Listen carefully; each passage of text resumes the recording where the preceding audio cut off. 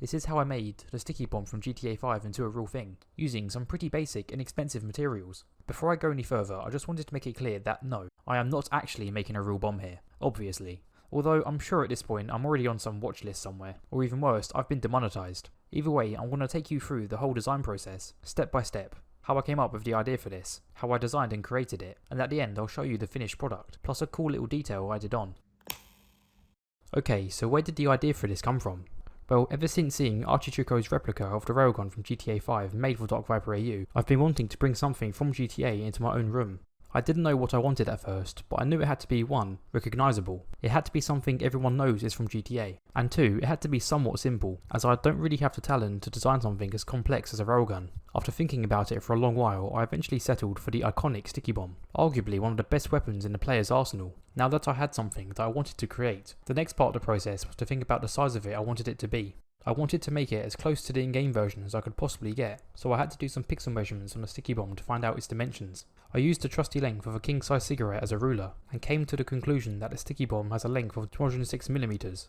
To make it as accurate as I possibly could, I did something a little bit unorthodox. I got a clear image of a sticky bomb up, put a ruler against my screen and shrunk the image down until the bomb had the exact length of 206mm.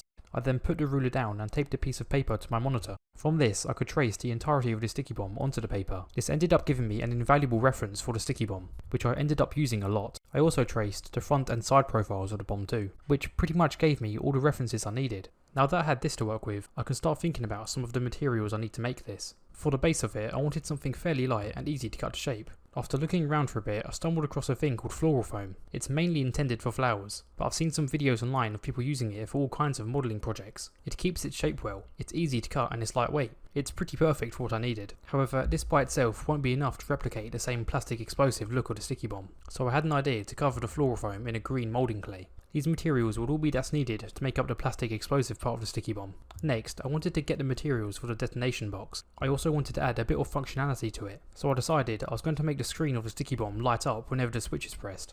To make this happen, I'll need a battery, an LED bulb, a resistor, wires, a battery socket, some shrink wraps, a red switch and some printable transparent paper, and some chipboard to craft the box itself, plus some grey metallic paint. It's not exactly orderly, but in theory this should be all that I need to make the box.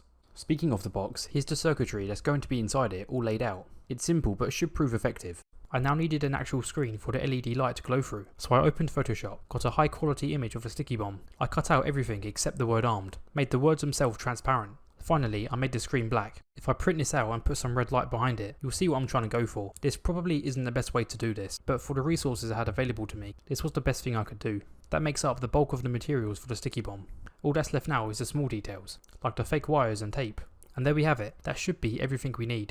Now comes the fun part, actually making it. I started by cutting the floral foam into shape, making sure that it lined up perfectly with the sketch. Once that was done, I cut it in half, as the sticky bomb is made out of 2 separate pieces.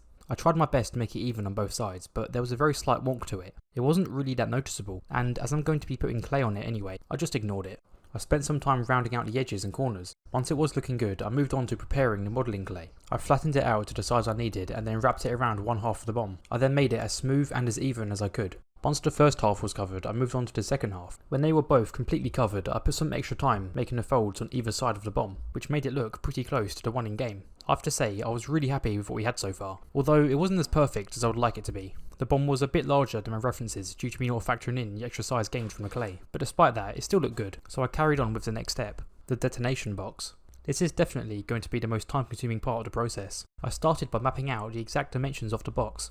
I then used that to outline all sides of the box onto a piece of chipboard, which I then promptly cut out. I also spent way too long trying to get the finer details just right, like the holes for the wires, a hole for the switch to go into, and the hole for the screen. Once that was all done, I glued it all together, minus the top half as that was going to be taped in later. Now it's time for the messy part, painting the whole thing. I wasn't sure if the paint I bought looked any good, but after applying a bit of it, it turned out to be perfect. I proceeded to give it 2 coats, and it ended up looking pretty good. It was at this point that I worked on the finer details, like the screws, screen, and buttons. I replicated the screws from the sticky bomb by sticking some circular blue tack on each corner, and then painting over it. The screen was done by cutting out the word armed from that piece of paper I printed out a while ago and taping it to the back of this hole. Lastly, the buttons were crudely made with transparent paper and small triangular bits of black tape. I guess you could call all of these details bodged, as they were all quickly crafted with the random stuff I had on hand, but to be honest, it does the job. Now it's time to assemble the components. I started by soldering a wire to a resistor. Then I used shrink wraps plus a lighter to seal it. Next, I got that same wire and connected it to a red LED bulb. I then connected the wire to a switch, connected the switch to a battery socket, and finally connected the battery socket to the bulb, completing the circuit. I pushed the whole thing into position, popped the switch into the switch hole and turned it on. I was immediately disappointed by how little light the LED produced. I could have maybe got a different resistor to put more power through it, but I didn't want to risk blowing it, so I decided instead of one LED, I would have 5. This was cut from one of those LED strips usually found in aesthetically pleasing rooms, or in PCs. These LEDs are more modern, they were brighter, smaller and had built-in resistors. I desoldered the bulb and replaced it with the strip. Now we have to shove all this mess into a tiny little box. With the help of 2-sided sticky tape it was fairly simple. Everything was in nice and snug. I put the top on and gave the switch a flick. This was exactly the effect I was looking for. We just got to connect this to the bomb. The box will be held in by black tape, much like the in-game version is. I got the other 2 bits of black tape in place first, and then I carefully applied the final piece around the bomb and on the box. This already looks so close to the in-game version, but it's the smaller details that really make it pop. I cut some shrink wraps up, covered them in glue and popped them in the holes. This will act as those little metal thingies the wires protrude from. Once that was done, I started to cut the wires into shape and carefully pop them in too. The yellow wire was the hardest to replicate as it was all twisted. The wire in game has 4 loops that I wanted to look perfect. For some reason my brain overthought this way too much. I tried twisting it and bending it to no avail, but in the end all I had to do was to wrap it around a pencil. An easy fix. With the wires in place, the sticky bomb was fully completed. It honestly came out way better than I was expecting. However, there are some things about it that I would improve upon if I were to try this again. The biggest issue with this is the detonation box itself. It stands a lot taller than the one in game, almost double the height actually, but this had to be done to make space for the battery and switch. Despite that issue, I still think it looks pretty darn accurate. I'm really happy with how this ended up turning out. So happy in fact, that this will be going on my shelf permanently. It's not exactly like I could legally bring it anywhere else anyway. If you guys like this new kind of video and want to see more items brought from GTA into real life, then please let me know. I actually really enjoyed making this. It was a nice change of pace from what I normally do. Anyway, I hope you enjoyed this video and I'll see you later.